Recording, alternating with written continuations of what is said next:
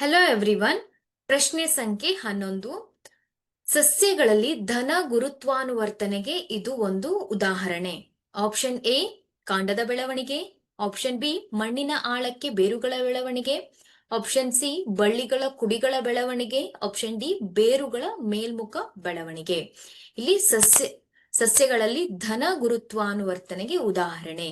ಗುರುತ್ವದ ಕಡೆಗೆ ಸಸ್ಯದ ಭಾಗದ ಬೆಳವಣಿಗೆ ಅಲ್ವಾ.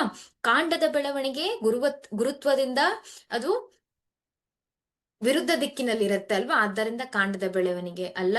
ಮಣ್ಣಿನ ಆಳಕ್ಕೆ ಬೇರುಗಳ ಬೆಳವಣಿಗೆ ಅದು ಗುರುತ್ವದ ಕಡೆಗೆ ಚಲಿಸುವಂತಹ ಒಂದು ಬೆಳವಣಿಗೆ ಅಲ್ವಾ, ಆದ್ದರಿಂದ ಇದು ಸರಿಯಾದ ಉತ್ತರ. ಬಳ್ಳಿಗಳ ಕುಡಿಗಳ ಬೆಳವಣಿಗೆ ಇದು ಋಣ ಗುರುತ್ವಾನುವರ್ತನೆಗೆ ಉದಾಹರಣೆ.